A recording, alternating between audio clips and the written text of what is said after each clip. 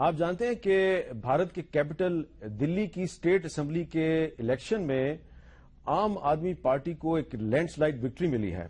ابھی پچھلے ہی سال کی بات ہے کہ لوک سبھا کا الیکشن تھا تو اس میں دلی سے جو بی جے پی ہے اس نے بہت بڑی کامیابی حاصل کی تھی، لیکن صرف چند ہی مہینوں کے دوران بھارت کی جو راجدھانی ہے کیپٹل دلی، وہاں پہ بی جے پی کا بھی اور کانگریس کا بھی صفایا ہو گیا، اور جو حکمران جماعت ہے بی جے پی وہ عام آدمی پارٹی کے سامنے بالکل بے بس نظر آئی.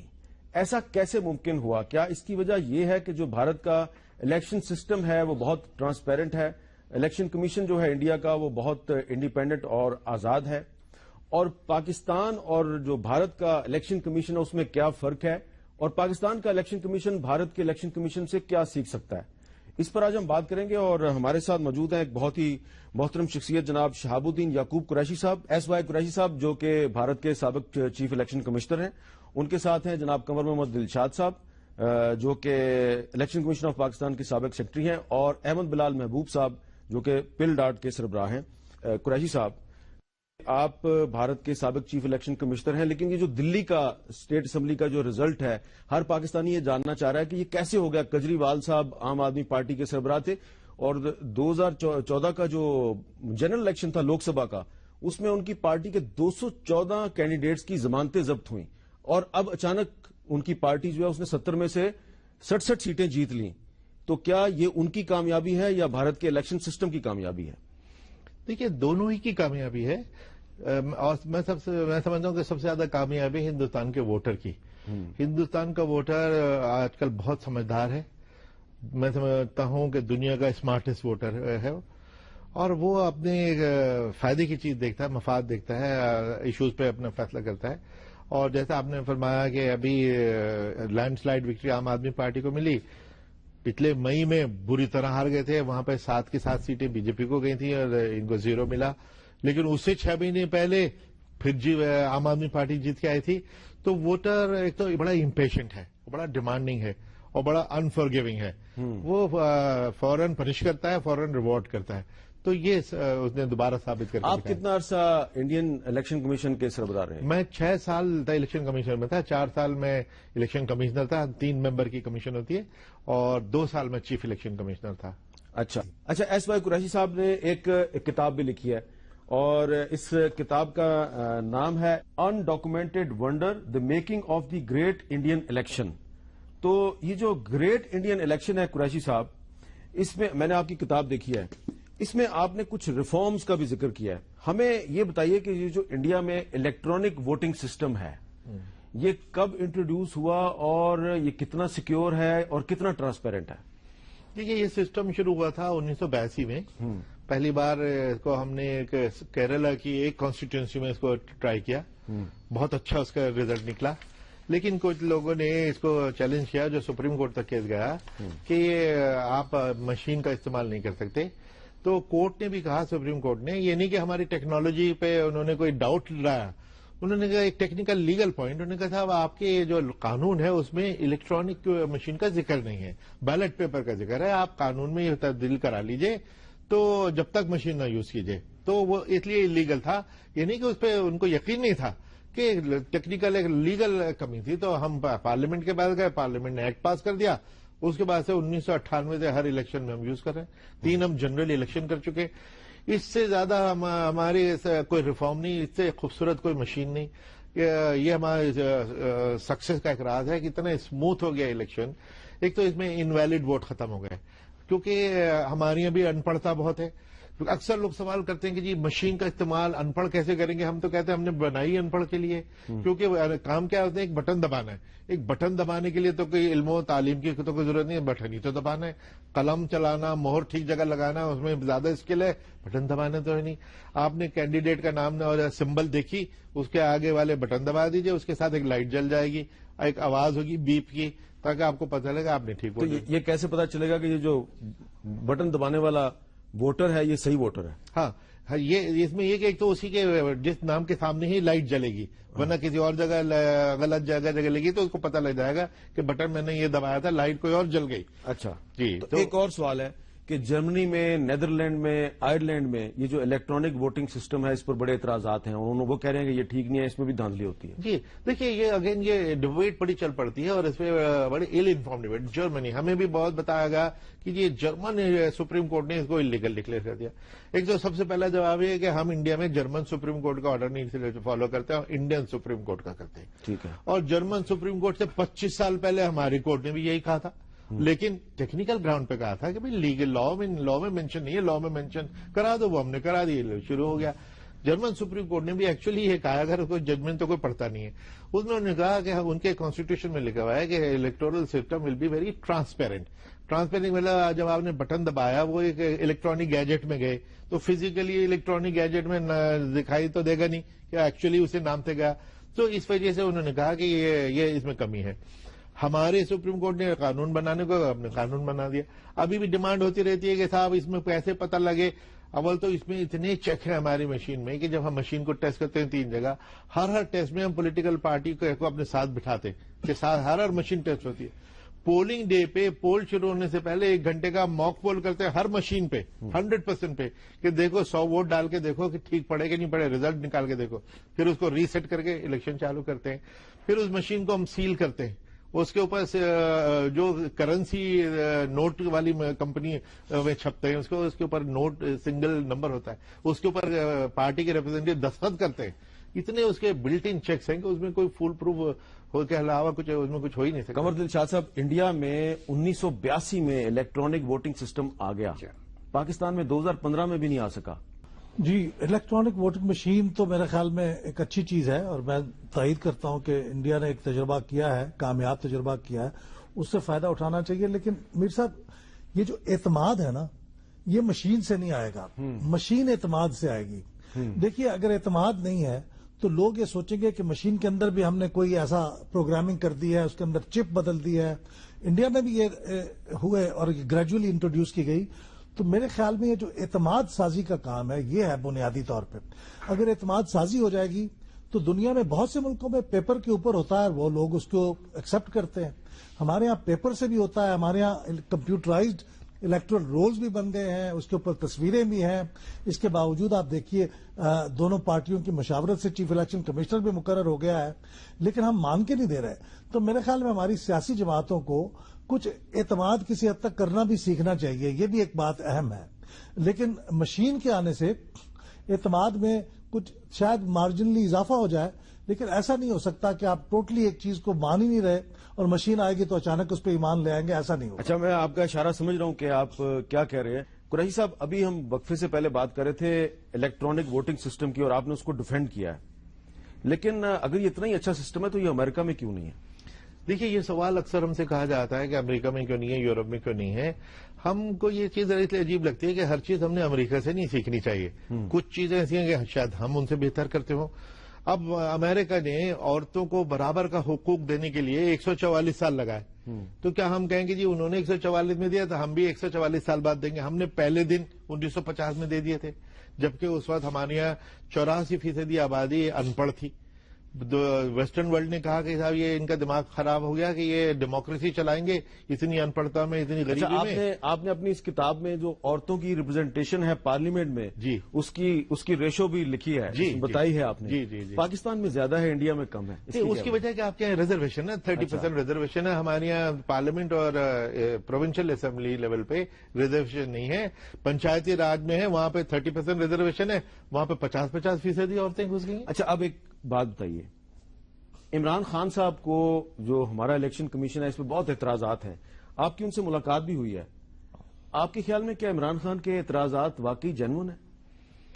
دیکھیے، میں تو پاکستان کے افیئرز پہ کمنٹ کرنا میرے لیے مناسب نہیں ہے، لیکن مجھے دکھ ضرور اس لیے ہوتا ہے کہ انسٹیٹیوشن کو بنانا مشکل ہوتا ہے اور اس کو کمزور کرنا ٹھیک نہیں ہے. اور جو ایک ہماری پرابلم بھی آپ کے بھی ہے کہ ہمارے اکثر لوگ ہمارے جو لیڈرز ہیں، نیتاؤں کو کوستے رہتے ہیں، بے ایمان کہتے ہیں. میں سمجھتا ہوں یہ ڈیموکریسی کے لیے بڑا خطرناک ہوتا ہے کہ میرا بار بار میں دہراتا ہوں یہ بات کہ you can't love democracy and hate politicians. کہ آپ پولیٹیشین سے تو نفرت کریں، ڈیموکریسی سے پیار دکھائیں. बगैर पॉलिटिशियन के तो डेमोक्रेसी होती नहीं। और इंडिया आप देखेंगे एक मेजर पावर, सुपर पावर के लगभग होने को हो रहा है। ये कैसे पॉसिबल हुआ? लीडरशिप थी, पॉलिटिकल लीडर्स नहीं किया, स्टेट्समैन थे, जब भी थे अब भी हैं। उनमें जो अगर कोई जिनकी इंटेग्रिटी पे वो है, उनको आइसोलेट करना और उनको इलेक्शन में हराना, ये कोशिश होनी चाहिए, न कि पूरी पॉलिटिकल क्लास को और सिस्टम को बुरा करना। सिस्टम पे अगर लोगों का ट्रस्ट खत्म हो जाए तो वो देश के लिए बड़ा नुकसानदेह होता है। इसलिए हमारे केस में भी पॉलिटिकल पार्टीज की हमको इतनी सपोर्ट है कि हम रिफॉर्म करते हैं, पहले हम पॉलिटिकल पार्टी से कंसल्ट करके ही करते हैं। हम उन पर थोपते नहीं है कि भाई देखो हम ये करने चाह रहे हैं, बताओ इसमें क्या आपको कोई इश्यू है। तो इमरान खान भी तो ये कह रहे हैं ना, रिफॉर्म्स करें। नहीं तो जरूर करें, बड़ी अच्छी बात है, लेकिन इलेक्शन कमीशन को पता नहीं क्रिटिसाइज अगर करते हैं वो उस पर उन्हें गौर करना चाहिए। नहीं, मेरे ख्याल में मैं रिजर्वेशन का जो तरीका है उसके तो खिलाफ हूं, लेकिन औरतों के लिए सीटें होनी चाहिए और उसके लिए बहुत अच्छा मॉडल है हिंदुस्तान का। इसमें इन्होंने शेड्यूल्ड कास्ट और शेड्यूल्ड ट्राइब्स के लिए सीटें रखी हैं, यानी कॉन्स्टिट्यूएंसीज मुख्तस कर दी हैं कि यहां से सिर्फ वो लड़ सकते हैं, होता वो भी इलेक्शन है। तो मेरे ख्याल में हमारे यहां भी खवातीन के लिए कुछ कॉन्स्टिट्यूएंसीज बदल बदल के हर दफा मुख्तस कर दी जाए कि यहां से सिर्फ खवातीन इलेक्शन लड़ सकती हैं। जाए उस प्रोसेस से, उनकी क्रेडिबिलिटी भी होगी, लिस्ट सिस्टम से ना जाए, इस बात में इत्तफाक करता हूं। लेकिन औरतें भी इस काबिल नहीं हैं कि वो उस तरह मर्दों के मुकाबले में कम्पीट कर सकें और इक्वल फुटिंग पे इलेक्शन लड़ सकें। तो उनके लिए मेरे ख्याल अभी तक सीटें कॉन्स्टिट्यूएंसीज रिजर्व कर देनी चाहिए। अच्छा कुरैशी साहब, एक बात ये बताइए कि आपके इलेक्शन लॉज में और आपके कॉन्स्टिट्यूशन में क्या कोई फॉरेन सिटीजन, कोई गैर मुल्की शहरी इलेक्शन लड़ सकता है? नहीं लड़ सकता। सिटीजन होना जरूरी है, बेसिक क्वालिफिकेशन है, सिटीजन हो और 18 साल का हो। डुअल नेशनल भी इलेक्शन नहीं लड़ सकता? ना, डुअल नेशनल तो इंडिया में है ही नहीं। अच्छा, है ही नहीं, इंडिया में नहीं है।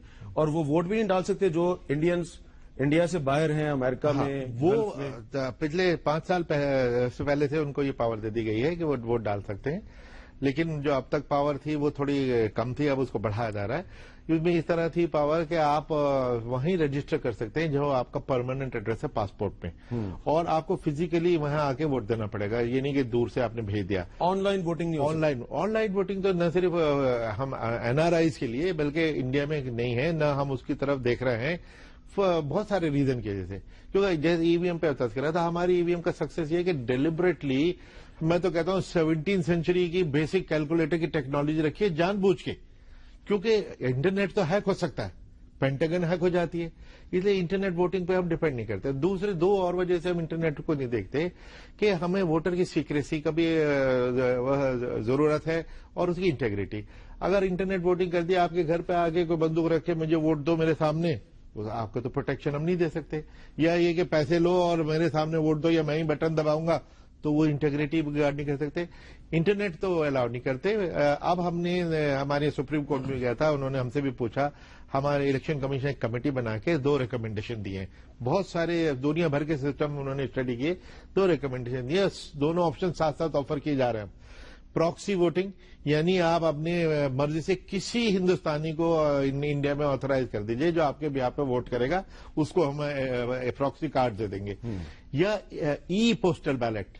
पोस्टल बैलेट में प्रॉब्लम थी कि 13 दिन के अंदर पोस्टल बैलेट में जाके वापस आना मुश्किल हो जाता है। ईमेल से आपको बैलेट पहुंच जाएगा, आप उसको प्रिंट आउट कीजिए और पोस्टल बाय पोस्ट उसको भेज दीजिए। ये 2 चीजें शुरू की जा रही हैं, अब देखते हैं इनका क्या रिजल्ट निकलता है। तो इस अगर तजुर्बे को सामने रखें तो जो पाकिस्तान से बाहर हैं उनको कम से कम वोट का हक तो मिलना चाहिए। रही साहब, एक मुझे बात और बताइए कि आपने अपनी किताब में कोड ऑफ एथिक्स यानी ज़ाब्ता अखलाक का भी बार बार जिक्र किया है। तो ज़ाब्ता अखलाक के तहत तो हर जो कैंडिडेट होता है, ख्वाह वो लोकसभा का इलेक्शन लड़े या स्टेट असेंबली का इलेक्शन लड़े, तो उसने जो इलेक्शन में जो उसके एक्सपेंसेस है उसकी एक लिमिट मुकर्रर है, लेकिन उस लिमिट को वायोलेट तो किया जाता है इंडिया में भी और पाकिस्तान में भी। इलेक्शन कमीशन क्या कार्रवाई करता है? देखिए, जो आपने बात की 2 उसमें बातें हैं कि एक जो ज़ाब्ता अखलाक जो है, जो मॉडल कोड ऑफ कॉन्डक्ट करते हैं, वो अपनी जगह है, उसमें तो जनरल प्रिंसिपल्स हैं, और उसकी खूबी यह है कि वो पॉलिटिकल पार्टीज ने अपने ऊपर एक डिसिप्लिन के लिए खुद बनाई हुई डॉक्यूमेंट है, वॉलंटरीली, कानून नहीं है ये, जिसमें वो कहते हैं कि हम एक दूसरे पर पर्सनल अटैक नहीं करेंगे, भद्दी बात नहीं करेंगे, कम्युनल अपील नहीं करेंगे, भड़काऊ बातें नहीं करेंगे, साफ सुथरा रखेंगे कैंपेन को, और इलेक्शन कमीशन के हर रूल की पाबंदी करेंगे। तो इसका मैं समझता हूं कि लेकिन ये जो अभी दिल्ली में इलेक्शन था उसमें मोदी साहब ने कई दफा हेट स्पीच की केजरीवाल के खिलाफ, नहीं हेट स्पीच नहीं, उनके ऊपर जो पर्सनल अटैक किए। नहीं, पर्सनल अटैक इस टाइप के नहीं थे, लेकिन उसका मैं बहुत खुशनसीब हूं, ये बहुत ही बदनसीब आदमी। नहीं, लेकिन उसका तो जवाब फिर वोटर के लिए भी तो कुछ छोड़ी ना, तो वोटर ने उसका जवाब दे तो दिया। तो इसलिए, लेकिन अगर कोई ऐसी स्पेसिफिक पर्सनल अटैक है जी इन्होंने ये जुर्म किया है, फला है, खूनी को खूनी भी नहीं कह सकते, तो पोस्ट है कि पर्सनल अटैक उसमें। अच्छा, जो इसमें ये भी एक सवाल से सवाल निकल रहा है, मैं माजरत चाहता हूं, आपकी बात काट रहा हूं, कि कुछ क्रिमिनल रिकॉर्ड वाले कैंडिडेट आ जाते हैं, इलेक्शन लड़ते हैं, जीत भी जाते हैं जी, इलेक्शन कमीशन कुछ नहीं कर सकता। नहीं, देखिए ये हमसे भी सवाल करते हैं कि एक तो इलेक्शन कौन लड़ सकता है, कौन नहीं लड़ सकता, इसकी क्वालिफिकेशन इलेक्शन कमीशन नहीं फिक्स करता। कानून में लिखा हुआ है कि ये क्वालिफिकेशन है इलेक्शन लड़ने के लिए, ये डिस्क्वालिफिकेशन है, तो उसमें किसी को डिस्क्वालिफिकेशन नहीं है। और दूसरा ये कि जिनको हम बात करें क्रिमिनल, वो एक्चुअली एक्यूज हैं, कन्विक्टेड नहीं है। कन्विक्शन के बाद तो एक दिन की कन्विक्शन के बाद ही उनके वो महरूम हो जाएंगे इलेक्शन लड़ने की राइट से। तो होता है कि इलेक्शन के जो क्रिमिनल पिटिशन है, वो क्रिमिनल केसेस वो लंबे चल जाते हैं। उस बीच में कुछ लोगों की डिमांड है कि उनको इलेक्शन न लड़ने दिया जाए, लेकिन लॉ ऑफ द लैंड है कि जब तक कोर्ट कन्विक्ट न करे तब तक तो आप इनोसेंट हैं। तो उस बेसिस पे इसलिए कानूनी तौर पे उसको करना मुमकिन नहीं, और इलेक्शन कमीशन की तो वो पावर भी नहीं है। तो ये इसलिए अच्छा, ये जो मैंने बात की कि कुछ जो कैंडिडेट होते हैं वो इलेक्शन में हेट स्पीच करते हैं, कोई मजहबी मामलात को उछालते हैं, फिरकावारियत फैलाते हैं, इसको रोकने के लिए आपने क्या लेजिस्लेशन की हुई है? उसके लिए हमारे कानून में बहुत सख्ती है कि आप कोई कम्युनल अपील नहीं कर सकते, अपने मजहब के नाम से वोट नहीं मांग सकते, किसी इबादतगाह से अपना प्रचार नहीं कर सकते, उसके ऊपर क्रिमिनल सजा है, फौरन सजा, और मॉडल कोड में भी है कि अगर किसी ने कोई कम्युनल अपील कर दी कि जी मैं आप उस कास्ट का हूं, आप मुझे उस वजह से वोट दो, फौरन चाहे कितना बड़ा लीडर हो उसको इलेक्शन कमीशन नोटिस देती है, वो उसके फिर एक्सप्लेनेशन मांगते हैं, वो माफी मांगता है, आगे उसकी करने की हिम्मत नहीं होती। ताकि ये इसी वजह से हमारे कैंपेन बहुत साफ सुथरा रहता है। आखिरी सवाल, वोटिंग क्राइम्स को रोकने के लिए आपने क्या कोई स्पेशल लेजिस्लेशन की है? जी, वोटिंग, देखिए हमारे जो वोटिंग क्राइम है सारे रिप्रेजेंटेशन ऑफ पीपल एक्ट में है, और उसी के साथ तकरीबन वही चीज इंडियन पीनल कोड में है। तो वो सारे जो करप्ट प्रैक्टिसेज हैं, मेल प्रैक्टिसेज हैं, वो सारी चीजें इंडियन पीनल कोड में भी और रिप्रेजेंटेशन पीपल है, और उसमें ज्यादातर 1 साल या 2 साल की कैद तक होती है। अच्छा, मेरे पास एक आर्टिकल है, द हिंदू का आर्टिकल है और आज ही छपा है, और ये आर्टिकल ये कह रहा है कि इंडिया की जो 6 बड़ी पॉलिटिकल पार्टीज हैं, इनसे पूछा गया कि अपने जो अकाउंट्स हैं उनका हिसाब किताब हमें आगे बताइए, और बताइए कि आपके पास पैसे कहां से आते हैं। कभी किसी पॉलिटिकल पार्टी ने आगे नहीं बताया कि ये पैसे कहां से आए। नहीं, ऐसा नहीं है कि कभी नहीं बताया, इन्होंने जवाब देना होता है कोई 75 दिन में, और अगर वो 75 वो मुद्दत गुजर चुकी है। हाँ, गुजर चुकी है, और 75 दिन में अगर वो अपने अकाउंट सबमिट नहीं कर पाते तो उन्होंने इलेक्शन कमीशन से परमिशन लेनी होती है। जो परमिशन भी उन्होंने इलेक्शन कमीशन ने दी थी, उन्हें रीजन देते हैं कि किसी और चीज में मसरूफ है, जो भी है, और उसके बाद न देना ये उसकी कानून की खिलाफ वर्जी है, और इस पर इलेक्शन कमीशन जरूर गौर कर रही होगी। यही कंवर साहब, आखिर में ये बात बताइए कि ये जो सियासी जमातों के जो अकाउंट्स हैं ट्रांसपेरेंट होने चाहिए, और क्या हैं ये? नहीं, बिल्कुल होना चाहिए, लेकिन हमारे यहाँ इसके बारे में कानून साजी की जरूरत है, और इन्होंने बाकायदा एक रेफरेंस भी भेजा है कि हमें इस पर कानून साजी कर ली जाए। लेकिन सबसे बड़ी अहम बात, डॉक्टर साहब मैं गुजारिश करूंगा कि हमारा जो अवामी नुमाइंदगी एक्ट 76 है, वो आप हैरान होंगे हामिद मीर साहब, ये अवामी नुमाइंदगी एक्ट जो है वो इंडिया के रिप्रेजेंटेशन पीपल एक्ट 51 की ही कॉपी है। सिर्फ ये विल पावर की जरूरत है। इन्होंने पूरे इख्तियारात इस्तेमाल करते उस पर अमल दरामद किया, और हमने उस पर अमल दरामद नहीं किया, और हम मसालत का शिकार हो गए या जाती अफवादात में शिकार हो गए। अब देखो ना, बैलेट पेपर की बात कर रहा हूं, इन्होंने बांग्लादेश का विजिट किया, मैं भी वहां विजिट किया 2008 में, वहां नन फॉर अबव लिखा गया बैलेट पेपर पर, और इन्होंने उस पर अमल दरामद करने की कोशिश की, और सुप्रीम कोर्ट ऑफ इंडिया ने उनको इजाजत दी, और हमारे यहाँ none for above ballot paper. अच्छा जी, अहमद बिलाल महमूद साहब, ये आखिरी बात है, बड़ी इंपॉर्टेंट है कि लोग चाहते हैं कि उनको पता चले कि ये जो बड़ी बड़ी पॉलिटिकल पार्टीज हैं, इनके पास फंड्स कहां से आते हैं।